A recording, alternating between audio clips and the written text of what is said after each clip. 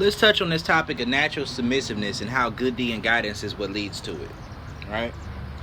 Because a lot of times men just want a woman who's submissive, and it's like, listen, bro, there are different reasons that a woman will do what you want, and they're not all good reasons. But I'm gonna touch on a certain topic right here.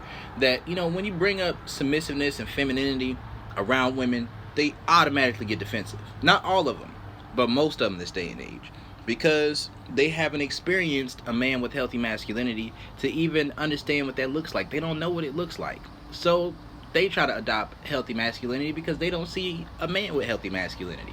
And their masculinity oftentimes is toxic masculinity, right? But either way, it's still masculinity, and it's something that doesn't yield towards the best results in a relationship. And I'll explain why. So let's say a woman adopts that masculine energy and she becomes a masculine woman.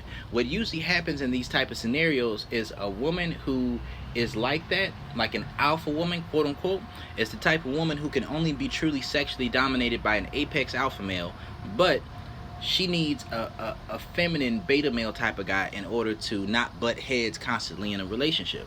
And I'll tell you why. It's like, see, a woman, even if a woman feels like she's logical, there's a certain level of emotionality that's in her. Just all those hormones in her body, they cause her to behave and to conduct herself in a way that's somewhat emotional, like how she makes decisions. Not always, but sometimes. And if it's not, that's not a good thing either. So it works like this. A woman has to be a certain level of emotional to want to have children. Because childbirth is a motherfucker. Getting pregnant by somebody who's not your husband, and not everybody does that, but when you do that, you might lose opportunities. But just you so in love with this child, you're so emotional that you're willing to have children, right? Because it hurts to have kids. It might mess up your body. It might stunt your career choices. It's different things that come with that can make it difficult, where you need to have a certain level of emotionality and a nurturing nature and a compassionate mindset and temperament in order to do that correctly and successfully. Now, a woman needs to be emotional because of that. But what men need to understand when it comes to this whole type of ordeal is that good deed and guidance is important for this reason. I was talking to a friend of mine named Chris, and we were talking about my videos, and he was basically saying, he broke down good deed and guidance into 3 parts. And I'm like, I exactly agree. He said, it was sexual mastery, leadership skills, and masculinity. Those are the 3 things that lead to natural submissiveness. Natural submissiveness, not forced. Like a woman, you don't want a woman who you force to be submissive with you. That's not submissive. There's cooperation, there's bot cooperation, there's cooperation out of fear, and then there's also just cooperation out of her insecurities being triggered, that you'll leave if she doesn't do what you want. Now, that's a better one, that's better because it's true. Like, if she's not submissive with you, I do suggest that you leave. But at the same time, that's not optimal. Another one is like there's sexual and non-sexual. Like that submissiveness, it works on 2 different sides. So let's say we're talking about the sexual realm. You don't want a woman who's just having sex with you because she's afraid that if she doesn't do it, you're going to take it. You don't want a woman who is only going to have sex with you because she feels like if she doesn't do, you're going to get mad. You don't want a woman who's only having sex with you because if she feels like if she doesn't do it, you're just going to do it with somebody else. Which is true.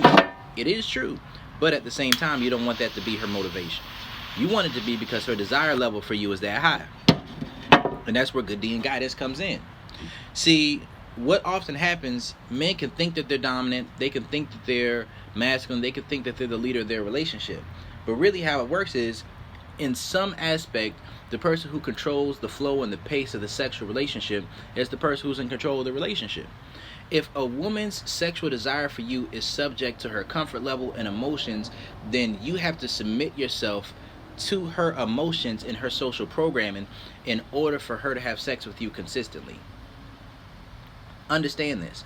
But if you have good deed and guidance, if that woman's damn near, if not already digmatized, then her emotions and her desire for you, even if she's in a bad mood, even if she's in a good mood, like regardless of her mood, once you approach her on a certain level, it's just going to turn her on. Her pussy going to get wet and she going to fuck with you. See, that's sexually submissive. Right? It doesn't matter if you ask her nicely. It doesn't matter if you say nothing at all. It doesn't matter if you get aggressive with her. She likes that. She wants that. She desires that. But when you submit yourself to a woman's comfort level and her emotions and her social programming, that if you get aggressive with her, if you get dominant with her, unless it's just a repressed thing, then what'll often happen is if she doesn't have a high enough level of attraction and desire for you, then she's going to get turned off by you being aggressive. That's a woman who's not submissive. What you got to understand is that, some women are able to be submissive either in or out the bedroom, but not both. You want a woman who's both. A woman can be submissive outside the bedroom, but not inside the bedroom, but it's not truly submissive. See, that woman right there, she can give the impression that she's feminine because she's somewhat cooperative and because she invests and she is a reciprocator. But that doesn't mean that that woman's submissive with you. That just means that she's a pleasant woman. She may be a Topanga type, where she will give you the impression that she's not that sexual and not that sexually active and doesn't like sex that much at first, in order to get you to be invested in her emotionally and financially and with your time and your attention, your energy. That way, after she feels like you've invested enough and proved yourself, then she may initiate sex herself. And if you never get to the point where you initiated yourself, she may just say that you're gay or get mad at you, or just get fed up and leave you alone. That's a Topanga type of female, right? But then you also have no limit soldiers. See, no limit soldiers are the type of women who are sexually aggressive or sexually submissive, but that doesn't extend outside of the bedroom. So that's the type of woman who will come and fuck with you, but eventually it'll get to the point where she only wants to do it on her time, but she definitely wants to do it, but she's going to be inconsistent with you outside of the bedroom. You're going to say to do something, she's going to say yes, she's not going to do it, or she's just not going to respond, she's going to ghost you, do those different type of things until she wants some nick again. Those are no limit soldiers. You don't want to deal with those. Those aren't quality women for you, because that's a woman who needs to compartmentalize her submissiveness and her femininity into one area of her life in order to maintain some semblance of control. Now, let's talk about why good D and guidance plays that role. I already talked about how if she is highly sexually attracted to you, then her sexual desire for you will have more influence on her decisions and her desire than her emotions and her mood swings and what's going on today, and if she's hungry or if she's sleepy or these different type of things. If she's hungry, she gonna want to eat some dick. If she's sleepy, the dick gonna help her sleep better. It's like that desire is gonna override those things that go on in life that cause her to not be in the mood on that particular day, right? One thing like that is, like, let's say let's say the house dirty. I'm not saying you should have a dirty house.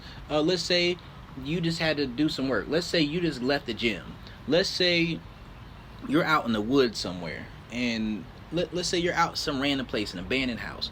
If you subject yourself to a woman's comfort level and her social programming, and that's what gives you the green light to be dominant or aggressive with a woman, then chances are any of those scenarios will turn her off. But if a woman is truly sexually submissive with you, then all those scenarios will turn her on even more than a regular scenario, because it feels taboo. It feels like it's an adventure. It's doing something that's outside of the norm. That's why good D is an important aspect of it, being sexually dominant with a woman up front. Another aspect of it is non-sexual submissiveness, right? Now, that comes from a woman trusting your logic more than she trusts her emotions. But it's not just that trust thing. It's also a matter of being receptive to your masculinity. You want to be dominant up front.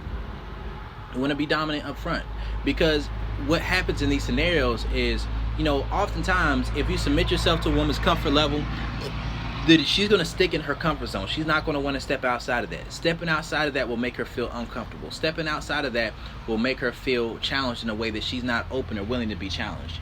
But once her excitement level, her desire level, her arousal, those things get to a certain point, then that adventure, it's like that being receptive to your masculinity allows her to allow you to push her boundaries. It allows her to allow you to push her to places that she wasn't willing to go. And that's not just sexually, that's non-sexually as well. There may have been certain comfort zones in her life that caused her to be unable to do certain things that could have been beneficial to her. But because she's receptive to your masculinity, when you say jump, she say how high. So she's going to push herself to do things that she didn't have the willpower to get herself to do at certain points in her life. Like, these are things that are important to understand. But this is the thing. That can also start to affect things sexually.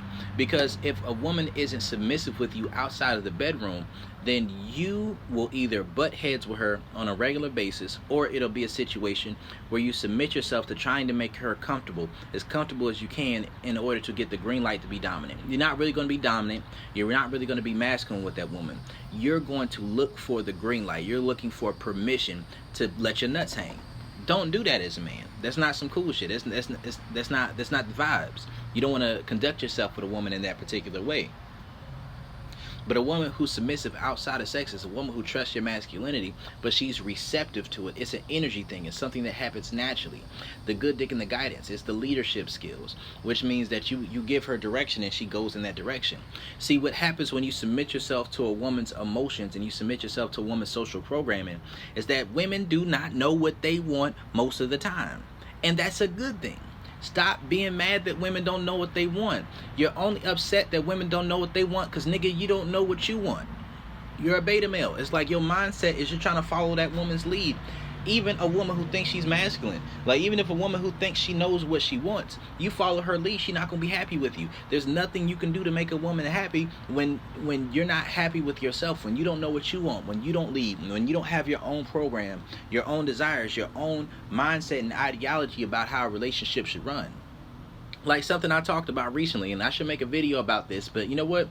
I think I'm going to put it in this one right here. I made a video about it. I posted it in sociosexual dynamics. It works like this. Masculine energy is when you put your program, when you put your idea, your vision ahead of the person. And feminine energy is when you put your desire for that person over your idea of what things should look like. So as a man, when you put the fact that this woman is attractive and that you want her so much, and you put that over your idea of what a relationship should look like, you're in your feminine energy. And for a woman, when you put your idea of what a relationship should look like over your desire for that man, for your trust for that man, your submissiveness with that man, when you put that over that, then what happens is, and what the scenario looks like, then you're putting yourself in your masculine energy. But what a lot of women don't understand is you're missing out on a lot of great opportunities, sexually and non-sexually, by not being willing to get out of your comfort zone because you're dealing with a man who you're not comfortable and don't trust enough to be submissive with. So I'll explain what I mean. Just like I was saying earlier, like certain things are adventures, like fucking on a balcony, or fucking out in the woods, or being pushed to do things that you previously weren't comfortable with, and that desire level being so high that you're willing and able and ready to get down with whatever. You know what I mean? And also that'll make that man feel desired. That'll make that man feel wanted even more. That'll make that man trust you. A man who doesn't have a Madonna whore complex, the more open and willing and wild you are to do whatever he's open with, the more likely he's going to be the one to actually take you seriously, because he knows that you're submissive with him. You're open with him. You're as open with him as he's trying to be with you. So these are things that are important to understand when it comes to good D and guidance. This is what creates natural submissiveness. It's not just a matter of twisting that woman's arm. It's not just a matter of that woman feeling like she's going to lose you if she doesn't do it. You want a woman who desires you enough to not base it on that. Now, sometimes that desire might wane a little bit, and when it wanes, you do need to have a little bit of that, you know, okay, if you don't do it, she knows that if she fuck up too long, you're going to leave her alone. Or she knows that if she don't fuck you today, you gonna fuck somebody else tonight. It's like that is somewhat of a thing, but you don't want that to be the crux and the basis by which you're dealing with a woman, because it can shift the energy from daddy to father. I think I made that video. I tried to post it a few times. It didn't work, but there's daddies versus father. You know, that daddy dynamic is when that woman's desire for you, her excitement, her enthusiasm about you, is to where when you check her, she might get contrite, but she's going to get horny. She's going to get turned on. When you're trying to have sex with her, she's just going to be ready. She's going to be down, right? Now, when you take that father perspective, it's you're only an authoritarian. You're only authoritative. And when that happens, that might work for a little while. But after a while, that woman's going to feel she's going to start to do some goofy shit like women do. And when she starts to do goofy shit, you're going to get on her ass. And after you get on her ass enough, she's going to start to feel like there's nothing that she can do right. And after that, she's going to lose the sexual desire she has for you too. She's going to lose the attraction she has for you as well, because she's going to start to feel like you're being her father and not her daddy dom. You got to know the difference between what I'm talking about here. A lot of guys don't get this. And that's what happens a lot of times with being sexually judgmental. And when you're sexually judgmental, and then you don't even have the masculinity and the dominance in that situation, then she probably just gonna leave you. It's like it's gonna fuck up anyways. Like when you take that father approach, that's how women end up leaving you to go deal with beta males. Like that's how that works. Like a lot of dudes don't get that part. When you get too strict, you get too hard on a woman, then she's gonna be like, you know what, his standards are too high. I can't handle this. She doesn't want to rise to the occasion. She says, you know what, let me deal with somebody who's easier on me. Right? So these are just some things to understand when I'm talking about good D and guidance and just the art and the science of natural submissiveness. You want that woman's desire for you or her sexual attraction to you to be more, want her emotions to be more subject to that than the other way around. Because if not, you're going to have to follow her social programming and her wants that she doesn't even fully know or understand, because she shouldn't, because if she does this, she's going to be masculine. You know, when that's how it works, when it's subject to you, then the relationship runs much more smoothly. Much more smoothly. So this is just Brody. I know I ain't made a video in a while, or I made some videos but I haven't posted them in a while. I was having some phone issues. That's the reason why, you know, you don't see my face in a lot of these videos. I'm gonna get a newer phone soon, but it's just got this thing going on with my microphone on my phone, to where if I use the face front camera to record videos, the audio in the microphone, it shifts microphones and it goes in and out with the volume, and that's very frustrating. So my face is just not on most of these videos because I think I'm ugly or having a bad hair day. Like, I'm bald, nigga. It's like, it ain't no bad hair days. So yeah, that's it right there.